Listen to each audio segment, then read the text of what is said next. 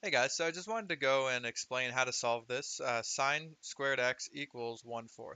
And x can be replaced with theta with pretty much any variable name. Alrighty, so let's get right into it. We have sine squared theta, or sine squared x, excuse me, equals 1/4. So first thing we're going to do is we're going to take the square root of both sides, right? And that's going to leave us with sine squared x equals plus or minus 1/2. Alrighty, so next, all we have to do is just make a little graph here. This is how I figured this out. We're just going to make a graph, and we're going to find out, all right, well, which quadrant do you think plus or minus 1/2 is going to be? Sine of plus or minus 1/2. Well, oh, I'm sorry. This is not sine squared, it's just sine. Plus or minus 1/2.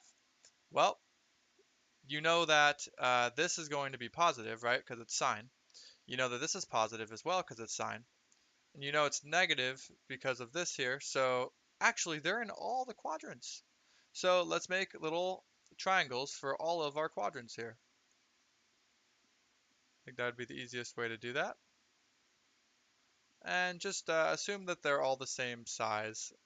Sorry, they might be a little bit different, but just imagine that they're all the same size because in reality it is all the same numbers being added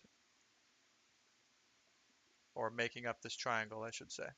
So I think I did a pretty good job there. So we know that sine, right? If we go back to previous studies, we know that sine is either y over r, or you can also look at it in the SOHCAHTOA method, which is sine equals it's SOHCAHTOA,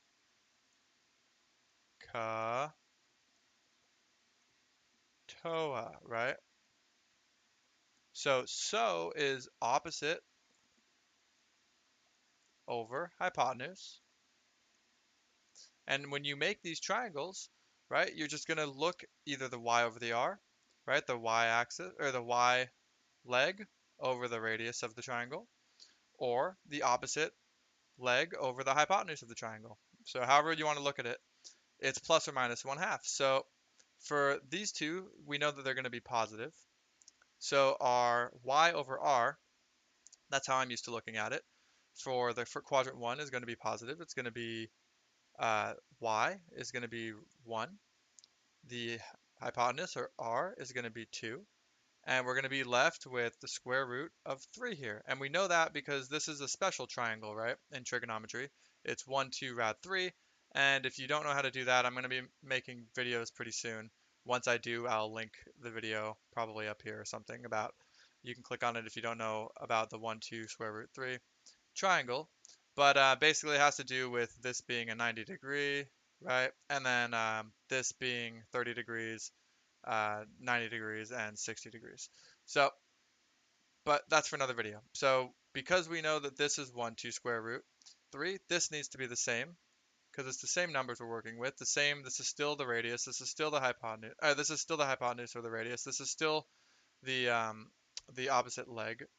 So this is going to be 1, and this is still square root 3 for both sides, right? So even down here, this leg here, or yeah, this leg is going to be root 3. So this is also going to be 1 and 2 and 1 and 2, right? They're going to be negative down here. The signs are going to be negative, but regardless, the legs are still 1 and 2. Alrighty, so now that we have that, we can basically just grab a reference angle. So because we know that this is 90 degrees, right? And there's a 1 here, which is smaller than root 2 or root 3, we can decipher that this little angle here, angle theta, that's a little small, but, or angle x, I should probably say, is going to be pi over 6, right? Or 30 degrees, however you want to look at it. And how do you know if pi over 6 is 30 degrees? Well, if you think about it, you can go pi over 6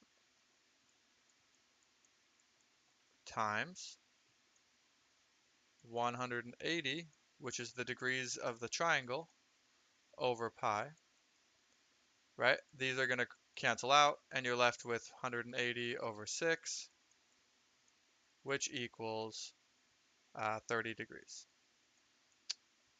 So, and all these are, yeah, so basically, let's just back up a little bit here. That was just off on a little tangent here. I know we're dealing with sine, but ha ha ha, lame joke. Okay, so we have a reference angle of pi over 6. And so if this is true for this angle, since they're all the same angles with just different signs, we know that this is going to be pi over 6, this angle here. This angle will also be pi over 6, and this angle will be pi over 6, the reference angle, right? So this here will be pi over 6.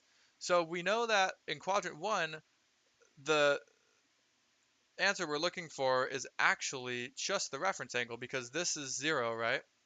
And so all we're doing is going pi over 6 up. So given that knowledge, we can find the other 4 angles. So what we can do here is we know that this is basically pi here, right? But if we're going in sixths, then this is 6 over 6 pi, right? Is the same thing as 1 pi. So all we need to do, since we know this is the reference angle of pi over 6, is we just need to take the pi and subtract pi over 6 to get this angle here. So 6 pi over 6, let me write this somewhere, 6 pi over 6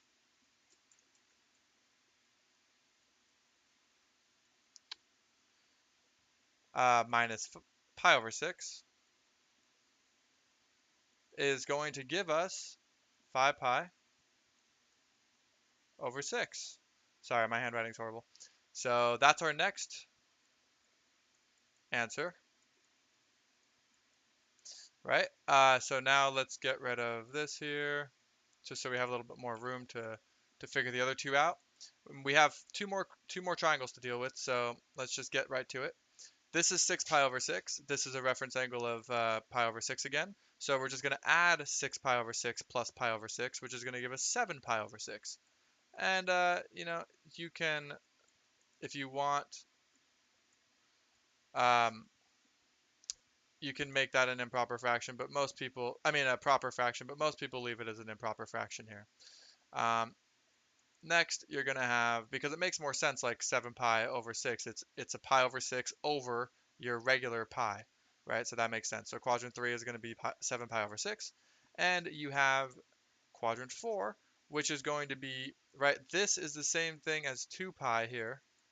And because we're dealing with sixths, pi over 6, this is actually 12 pi. This is the same as, right, this 2 pi is the same as 12 pi over 6, right? And sorry, my 6's are horrible. 12 pi over 6, right? So all you're going to do is go 12 pi over 6 minus pi over 6, which is your reference angle, and you're going to be left with 11 pi over 6. And now you have a solution set for all of the answers for sine squared x equals 1/4. So this is your answer here.